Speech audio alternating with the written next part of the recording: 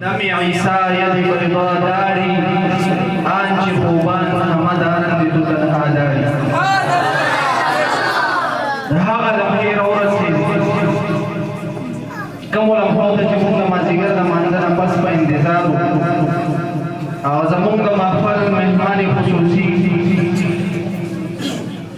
معززو زموږ د دې مبارک محفل خایس او زینت جناب مناظر اهل السنت والجماعت وفخر اهل السنت والجماعت استاذی و استاذ العلماء زما قبلہ و امام پیری طریقت و رہبر شریعت جناب سید محمد ایاز علی شاہ سے مبارک دامت برکاتهم القدسیہ دعوت ورکوم د خطاب دپاره چې سټیج ته تشریف راوړي او د خپلو زرینو خیالاتو اظهار وکړي جناب سید محمد ایاز علی شاہ صاحب ذکر وکړي الله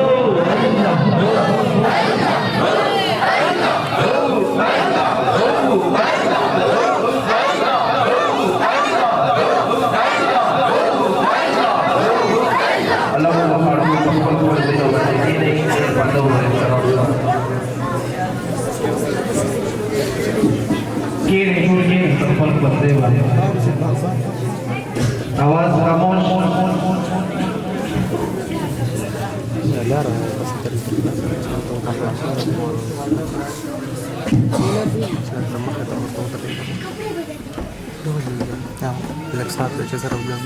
نحمده ونصلي ونسلم على سيدنا رسوله الكريم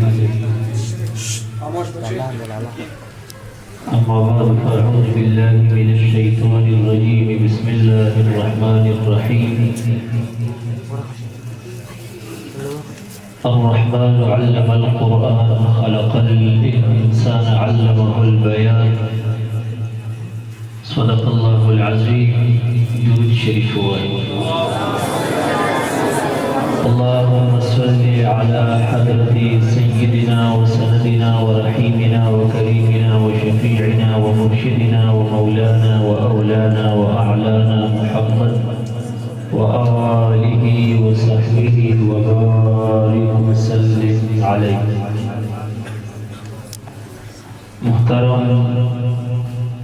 قابل القدر والاحترام علماء کرام صوفیه عظام او ډیرو قدرمنو سامعینو محترم ورونو لله الحمد د خداوند متعال جل جلاله د کتاب شریف په مینه راجمع شوي یو خداوند متعال دې زموږ ستاسو د شرکت او جمعواري په خپل عظیم دربار کې قبول او منظور کړي امین وایي.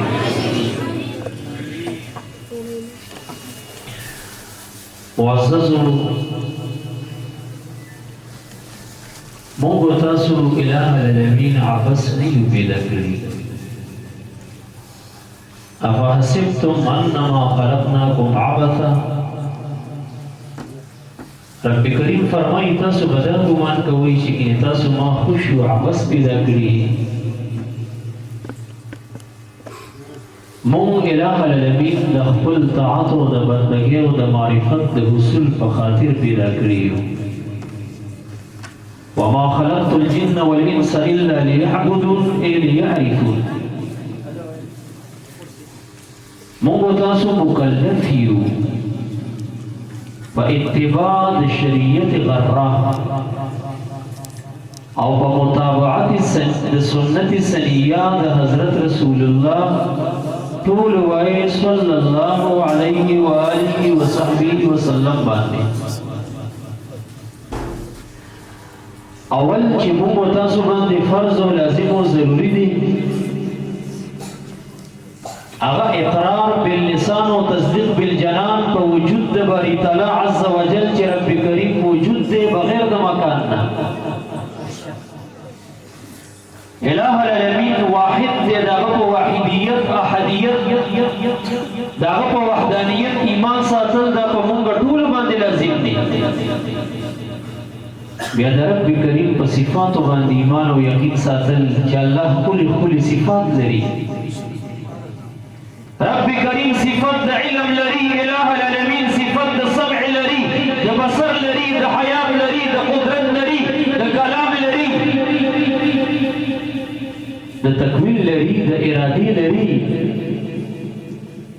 د خدای تعالی د پاره وله المثل الاعلى په عالم مثال کې رب کریم د ښکلي مثالونه او صفات دي. په عالم تنزیه کې بیا لیس کمثله شیء، د رب کریم په مثل یو سیزم نشته، دا عقیده ساتو. دا د خداوند متعال په موږ تاسو باندې حق دی او موږ ته د امر شوی یا ایها الناس اعبدوا وحدوا، الله یو ومنئ، د الله توحید ومنئ. دا عقیده جوړه کړئ چې رب کریم یکتا دی، واحد دی، احد دی، شریک نه لري، نه ذات کې شریک لري، نه صفاتو کې شریک لري او نه افعالو کې شریک لري. مستحق د بندګۍ د عبادت لایق ذات یو الله شهنشاه جل جلاله دی. دا د رب کریم جل جلاله په موږ تاسو باندې حق دی. زموږ ستاسو د عظیمه په دوه قسمه حقوقو باندې خدای تعالی مشغوله ګرځولې ده. د یو نه تعبیر کېږي حقوق الله سره د خدای پاک حقونه، د دویم نه تعبیر کېږي حقوق العباد سره د بندګانو حقونه. د خدای تعالی په حقوقو کې دا هم داخل دی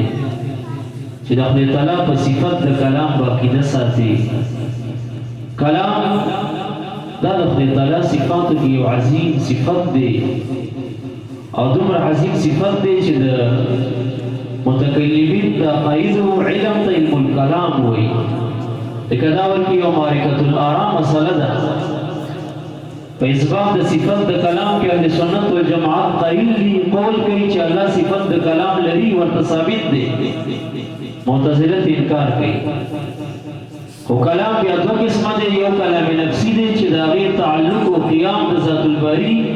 د خدای تعالی د ذات پورې وي، هغه قدیم دی. یو حادث دی، دا کاغذ، دا سیاهي، دا زموږ تلفظ،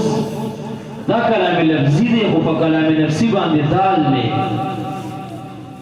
د دې تعظیم، د دې تلاوت، په دې عمل کول، د دې ادب ساتل، د دې سره مینه کول، دا د الله تعالی په حقوقو کې داخل یو حق دی. او هر چې حقوق العباد دي د بندګانو حقونه، نو تاسې عوامو کې دا یو متل مشهور دی چې خدای تعالی خپل حق بخي خو د بنده حق نه بخي. او بندګانو کې بیا هغه بنده چې د چا د مخه خداوند متعال د جهان د نس نه هس کړی دی. كنت كنزا مخفيا فخلقت الخلق لأعرف. رب ذوالجلال وی زه یو پټه خزانه وما، زه پټ وم د خلکو د نظر نه، ما مخلوق د محمد مصطفی په مخ پیدا کړ، په دې غرض مې پیدا کړ چې زه وپېژندلی شم. د رب کریم نه بعد مقام مرتبه د محمد مصطفی صلی الله علیه وسلم مبارک ده. لا يمكن الثناء كما كان حقه بعد اسخدی بزرگ تو یہ قصه مختصر. حقوق العباد کې د هر چا نه اقدمیت فی الحق چې ورته حاصل دی، هغه دغه هستي ذات د محمد عربي صلی الله علیه وسلم مبارک دی. سبحان الله. دا چا نه ډېر حق په موږ دا مبارک لري. د هر چا نه ډېره مینه د ده مبارک حق دی په موږ تاسو باندې. د خپل اولاد نه ډېره مینه به د سره کړي. بخاري شریف کې حدیث موجود دی. حضرت عمر سے ورته فرمایل یا رسول الله تاسو ماته د هر چا نه ډېر ګران دي خو د خپل ځان ته راته ګران دي. سید الکائنات نبی اکرم سید عالم صلی الله علیه وسلم مبارک ورته فرمایي چې تر څو تا ته زه د خپل ځان نه ګران شوی نه یم، نو تر هغې د ایمان کمال درته نه حاصلېږي. د هغه د باطن په دې دنیا کې انقلاب راغی. ورته وایي یا رسول الله تاسو ماته د خپل ځان نه او د مور او پلار نه او د هر چا نه ډېر ګران یې، مبارک علیہ السلام ورته وخاندل ورته وی الان یا عمر اوس د خبره برابره کړه اوس په کمال د ایمان متصف شوي یعنی د کمال د ایمان د پاره اولین شرط دا دی چې تا ته محمد عربي صلی الله علیه وسلم د خپل ځان نه د خپل اولاد نه د خپل مور او پلار نه د هر چا نه ډېر ګران وي نو البته د کمال د ایمان حاصلېږي مال هم د مبارک نه قرباني کی ځان هم د مبارک نه قرباني کی کله اولاد قرباني راغله د هغې نه به ورپسې تېرېږي نو البته د ایمان سند حاصلېږي سابق ابن حجر اسقلاني رحمت الله علیه د صہیب ابن سنان رومي رضی الله عنه مبارک کی روایت ذکر کړي په حضرت عمر سے ورته وویل چې ډېر ښه سړی خو تا کې درې عیبونه دي که دا درې عیبونه در کې نه وی نور ډېر ښه سړی نو هغه ورته وایي چې امیر المؤمنین ما کې څه عیبونه دي نو حضرت عمر فاروق رضی الله تعالی عنہ ورته وایي وی تا کې یو عیب دا دی چې ته مقرنی په کونیه د ابو عیسی ستا کونیه د ابو عیسی او عیسی علیه السلام خو پلار نه لري نو چې دا تا ځان مقرنه کړې په کونیه د ابي عیسی دا در کې لوی عیب دی دا کونیه ځان ته مه ږده دا بدله کړه او دویم دا ما ته چا ویلي وو چې ته ډېر مصرف یې تا کې د اسراف دا ماده ډېره ده ډېر لوی اسراف کې تا کې اسراف ډېر زیات دی تا چې د مکې مکرمې نه هجرت هم کولو نو تا ډېره لویه پیمانه کې ډېر لوی مال مکېوالو مشرکانو ته پرېښودو که هغه مال تا د مدینې منورې ته راوړی وې او د هغې دا زکات تا د صحابو فقیرانو کې تقسیمولی څومره خیر به دې خلکو ته رسېدلی وې نو تا کې اسراف دی په دې اسراف مې نه خوښېږي او ورته وایي چې امیر المؤمنین اعتراضات دي پوره که زه به نمبر وان جوابات دله در کومه او درېیم اعتراض مې در باندې دا دی چې ته یې فارسي اصلاً او نسبت او دعوه د عربیت لري نسب دې بدل کړی او نسب بدلول دا خو شرعاً کبایرو کې راځي نو که دا درې عیبه در کې نه وې نور ډېر ښه سړی هغه ورته وایي چې امیر المؤمنین دا اول سوال جواب درته درکوم چې زه مقرنا یم په کونیه د ابي قاسم اما کونیتي فکرنا لیها النبي هر چې زما کونیه ده زه ځان ته خپل ابو عیسی نه ویم دا کونیه خو محمد عربي صلی الله علیه وسلم ماته یې ښودلې هغه مبارک راته یو ځل مینه کې وویل یا ابا عیسی د اسلام په ویلو کې د دې کونیې نه اول ممانعت موجود و کراهت و وروستو اجازت ورکړی شوی او بل چې سید الکائنات هغه مبارک چاته دا کونیه کېږدي نو د هغې باندې بیا څوک اعتراض کولی شي حضرت عمر صاحب ویل چې دا خبره خو مجاب شوه د نورو ما سبق دو اعتراضاتو جوابونه هم راته وکړه هغه ورته وایي وی هر چې تا دا خبره وکړه چې تا اصلاً فارسي او دعوه د عربیت لري ځان ته عربي وې نسب دې بدل کړی قومیت دې بدل کړی امیر المؤمنین داسې نه ده زه اصلاً نسباً عربي یم زما کلیوالو نه پوښتنه وکړه دا خو زموږ په علاقه باندې فارسیان راغله حمله وکړه غالب شو زه وړوکی ماشوم وم زموږ د خوا هم دا مشران یې ټول بندیان کړل جیلونو کې واچول زه یې یو بندیخانه کې ځان سره بندي کړی وم دا چې زه د فارسي زبان چلوم فارسي راته یاده ده دا خو ما د دغې رومیانو نه د دغې فارسیانو دا د روم په جیلخانه کې مې دا رومي زبان دا مې یاد کړی نو ورنه زه خو اصلاً عربي یم زه رومي یا فارسي نه یم هغه ورته وایي چې دا سوال دې مجاب که او تا چې مکه مکرمه کې د هجرت په موقع دا دومره عظیم مال مکېوالو ته پرېښی و اسراف دې کړی و اسراف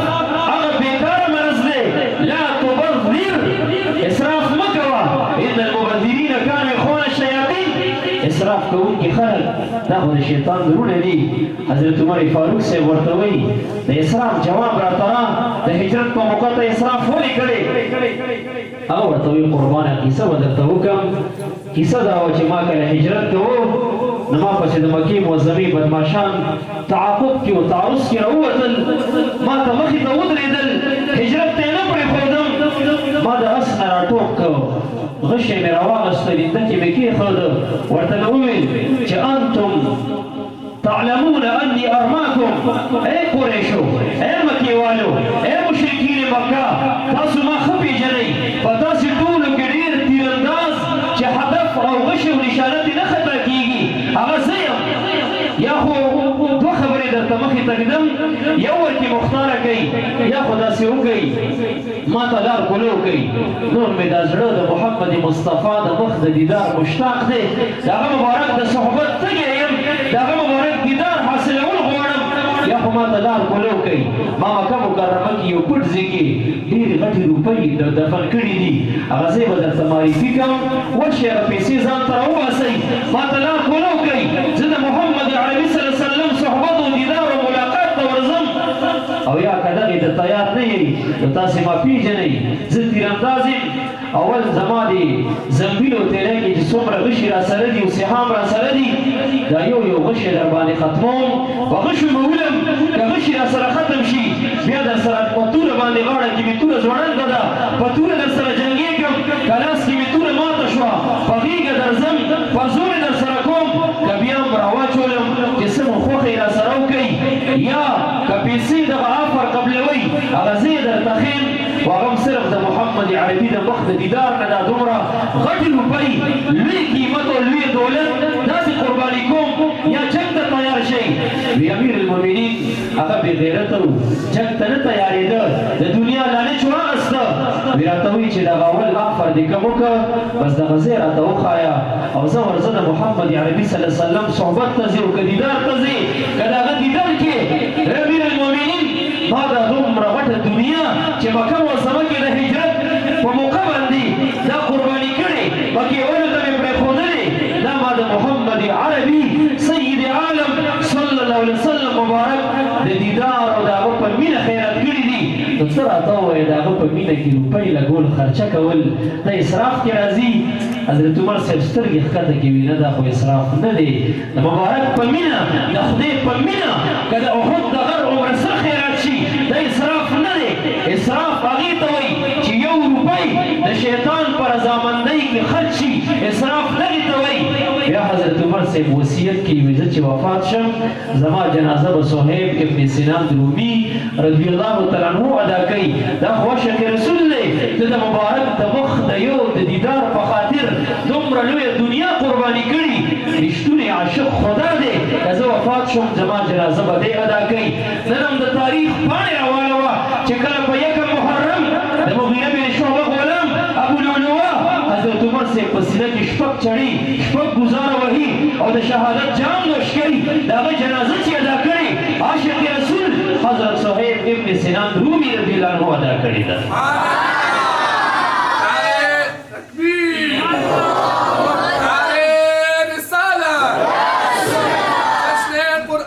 عظيم الشان علماء اهل السنه دا د مبارک علیه السلام حق دی پتا چې د قربانۍ ځای راشي بیا به نه د مال پروا کوي نه به د ځان پروا کوي نه به د رشتې پروا کوي د حضرت ابوبکر صدیق رضی الله تعالی عنه مبارک چې راځي حضرت عمر صاحب دا ارمان کوله وددت لو كنت شعرا ولكن كانت على صدر ابي بکر الہ زبد یو وخته پیدا کړی وي او کاش کې چې د حضرت ابوبکر صدیق صاحب د ایمان نه پډک سینه باندې ولاړ وي چې دا د سینې وخته وي دا چې محبوب فرمایي لو وزن ایمان ابي بکر بإيمان جميع اهل الارض لرجم ایمان ابي بکر کله صدیق اکبر صاحب ایمان راوغستل شي د تلې په یو لوخي چپړي کې کېښودل شي او په ټول روی زمین کې چې څومره خلک دي خوا تابعین دي تبع التابعین دي نجبا دي اوتاد دي اغواس دي اقطاب دي بزرگان دي مفتیان دي شیخ الحدیثان دي عام حاجیان عام مؤمنان دي د دې ایمان د تلې په بل لوخي کې واچولی شي د صدیق اکبر صاحب ایمان به د ټولو نه دروند او وزني خیږي او د صدیق اکبر صاحب مینه د مبارک سره دومره تامه وه هغه دومره مؤدي د حق د دو چې د مبارک د ده په مقابله کې پلار د هغه پروا هم نه ده کړې زوی نه دی اخیستی خاندان یې نه دی اخیستی په ټولو رشتو کې نږدې رشتې دا د والد صاحب رشتې دا د زوی رشتې خو ده د محمد عربي وسلم په مینه کې د دغې رشتو پروا نه ده کړې. یو ځل داسې موقع جوړه شوه چې د اسلام او د کفر درمیان کې یو جنګ راغی. په مسلمانانو صفونو کې صدیق اکبر صاحب ولاړ دی او د کافرانو صفونو کې د ده زوی عبدالرحمن ابن ابي بکر ایمان یانو راوړی، هغه د کافرانو ملګری و، هغه د کافرانو صفوفو کې ولاړ و. بیا مرور د وخت سره داسې موقع راغله چې دا زوی ایمان وروړو. بیا صدیق اکبر صاحب رضی الله عنه دا زوی دواړه ناست دي او هغه زړه کیسه رایادوي. دا زوی ورته وایي چې بابا یاد دي شي چې ته د مسلمانانو صف کې ولاړ یې او زه د کافرانو صف کې ولاړم او ما څو ځل ما لاس مې بر شو چې تا قتل کړم خو ستا هغه مینه به راباندې غالبه شوه، ما به در باندې ځان ناجانه کړ، توره به ما ستا نه واړوله، وایي ما ستا ډېر خاطر کړی دی. خو صدیق اکبر صاحب ګرانو سره ولاړ دی او خبر نه دی چې شاته زما زوی ابوبکر صدیق رضی الله عنه هم راپسې ولاړ دی. سنازیبه الفاظ د مبارک علیه السلام باره کې د خولې نه ووتل او په صدیق اکبر صاحب ورته د یولو کې لاسونه کېښوده او د سپین پلار له یو ټېله ورکړه او داسې ټېله ورکړه حتی سقطت منها على وجهه فصك صكة حتى سقط منها على وجهه وسقطت منها اسنانه. پړ مخې راګوزار کړه، خوله کې ورته غاښونه مات کړه، هغه راپاڅي، څوک ورله سهاره ورکوي، د مبارک علیه السلام دربار ته راځي. صدیق اکبر صاحب ورپسې رستو رستو را روان دی. هغه مبارک علیه السلام ته وایي چې وګوره په دې سپینه ږیره ستا ملګري صدیق اکبر صاحب ما له ټېله راکړه، په مخې راګوزار کړم، ما ته خوله کې غاښونه مات کړه. رسول الله مبارک صدیق اکبر صاحب ته راوکتل، ورته وایي اوفعلت هذا یا ابابکر، دا کار رښتیا ته وکړ؟ هغه ورته وایي نعم. مبارک ورته وایي لا تعود الى مثل ذلك، بیا داسې کار ونه کړي، دا خو سپین ږیری دی لکه محمد عربي صلی الله علیه وسلم مبارک ته رب کریم علم دومره په لویه پیمانه کې ورکړی و، هغه ته دا پته وه چې داسې یوه ورځ را روانه ده د فتح مکې په ورځ چې لس زره صحابه کرام به زما سره وي، اتم کال د هجرت به وي، زه به فاتحانه انداز کې مکې مکرمې ته داخلېږم، ستا دا پلار به ته ماته راولي او زما قدمونو کې به یې ماته کښېنې، دی به په خپل کړه وړه مېمانه وي، زما د رحمت په لاسونو به اسلام قبلوي. اوس یې که څه ووایي خو ناپویه دی، زما حق تلفي کړې ده، زه حقدار یم، ما ورته عفه کړې ده. مبارک ورته وایي داسې کار بیا ونه کړي، دا سپین ږیری دی. خو صدیق اکبر صاحب د خپل ایمان اظهار او د خپل محبت اظهار په دې الفاظو کوي، ورته وایي یا رسول الله دا خو یادي کوه والذي بعثك بالحق نبیا لو كان السيف مني قريبا لضربت عنقه. یا رسول الله دا خو ټېله ودي کوه، ستا مینه کې پلار له ټېله ودي کوه ورکول څه دي؟ والله العظیم که دغه وخت کې ما سره توره نږدې وی، ما به ستا مینه کې د پلار د پلارولۍ رشتې ته نو کتلي، ما به یې دا سړ د تنې نه جدا کړی و، او کاشکې دغې وخت کې ما سره توره موجود وي. دومره د نبي اکرم صلی الله علیه وسلم حق ته د تقدیم او هغه ترجیح ورکوله. دا چې صحابو ته په دنیا کې د جنت زیري راغلي دي، دا چې رضي الله عنهم ورضوا عنه، د هغې د دې آیت مصداق صحابه کرام دي.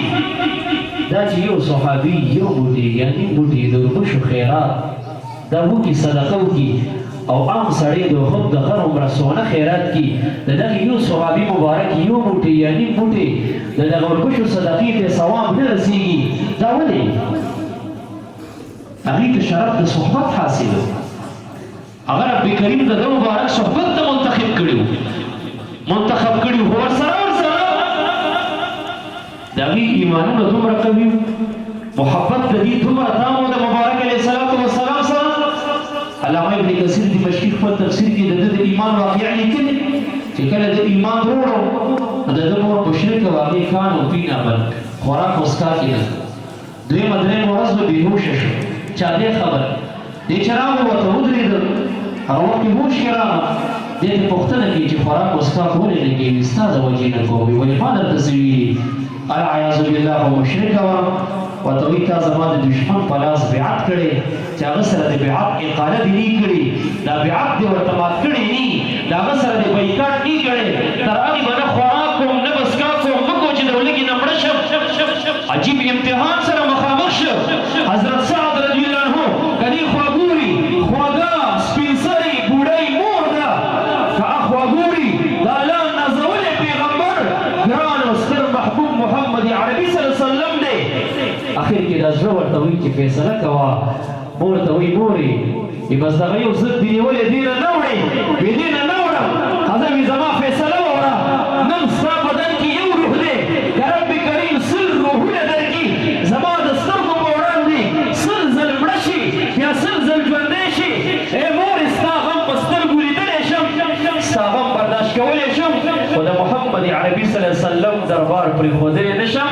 د هغه بېادبي ذره نه شم کولی سل ځل مړه شه بیا ژوندی شه بیا مړه شه دا لیدلی شم خو د نبي اکرم صلی الله علیه وسلم بېادبۍ کولو ته تیار نه یم شریعت داسې کلک محبت د نبي اکرم صلی الله علیه وسلم زموږ او ستاسو نه غواړي دا قرآن کریم ادب کول دا د بری تعالی په حقوقو کې راځي د دې ډېر خیال وساتئ دې سره مینه وکړئ یو ورځ داسې را روانه ده قرآن کریم په دې مصاحفونه د الفاظ به ترې والوځي د قاریانو د ذهن تخته او د سینې د تخته به پاک او صفا پرته وي نبی اکرم صلی الله علیه وسلم به د قیامت په دربار کې د دې امت نه چا چې قرآن کریم ته شا کړي او ګیله کوي وقال الرسول یا رب ان قوم اتخذوا هذا القرآن مهجورا یا به دنیا سره تعلق لري دویم قول د مفسرین کرام ورکې دا دی چې دا به د قیامت په ورځ محمد عربي صلی الله علیه وسلم د رب کریم په دربار کې د هغې خلکو نه ګیله کوي چا چې قرآن کریم متروک او مهجور ګرځولی شکړي ورته مینه ورسره نه کوي بچي ورته نه کښېنوي خپلې تلاوت نه کوي راخلي یې نه خولۍ یې نه سینې سره یې نه لګوي په مینه مینه ورته نه ګوري څه دې خیال دی چې د الله تعالی عدالت وي او نبی اکرم صلی الله علیه وسلم در باندې ګیلهمن وي او ګیله در باندې وکړي چې یا الله تا ته ګیله کوم زما دې قوم زما دې امت دې قرآن کریم ته شا کړې وه نو څومره تاوان به هغه ورځ باندې وکړي د هغې نه وړاندې د دې حق ادا کړه دا زده کړه که تا زده کړې دي بچو باندې زده کړه خپلې تعلیم جوړ شه کله کله یو داسې راواله په مینه مینه ورته ګوره دا عبادت دی سبحان الله که د مور پلار مخ ته کتل چې څنګه عبادت دی د قبول شوي هر ثواب پرې ملوي سبحان الله نبي علیه السلام ته یو صحابي وایي وی که زه ورته سل کرتې ګورم وی تا ته به خدای تعالی د سل حجونو ثواب درکوي لکه څنګه چې د علماو ربانیینو د اهل سنت والجماعت مخ ته کتل عبادت دی لکه عبدالله بن عباس یې فرمایي النظر الى الرجل من اهل السنة والجماعة يدعو الى السنة وينهى عن البدعة عبادة د اهل سنت والجماعت د هغه عالم مخ ته کتل چې خلک د اهل سنت والجماعت عقیدې ته رابلي د 72 ګمراه ډلو د بدعاتو نه منع کوي وي د دغه عالم مخ ته لیدل کتل دا عبادت دی لکه څنګه چې بیت الله شریف ته کتل عبادت دی او خو درویزه بابا خدا لیکلي وي یو خو د مالدارانو خلکو حج دی چې داخله وکړي او مکې مکرمې ته لاړ شي مناسک د حج ادا کړي یو د غریبانو حج دی د غریب سړي حج څه دی چېرته دی یو فقیر دی یو بزرګ دی یو الله والا دربار ته لاړ شه د هغه صحبت کې کښېنه د هغه دیدن او ملاقات وکړه هغه ته په مینه مینه وګوره د یو ولي الله د مخ په لیدو تا ته رب کریم د قبول شوي حج ثواب درکوي دا قرآن کریم په موږ تاسو حق لري دا د خدای پاک حق دی او دا پوره کول غواړي خدای مکه چې د الله په دربار کې د موستا په خلاف دا کلام بری تعالی سره گویا شي بیا به زه ورته رب کریم ته څه جواب ورکوو الله رب العزت دې د خپل حق او د خپل بندگانو د حق نه زموږ د ذمې فراغ موږ ته حاصل کړي وما علی الا البلاغ المبین درود شریف ووایئ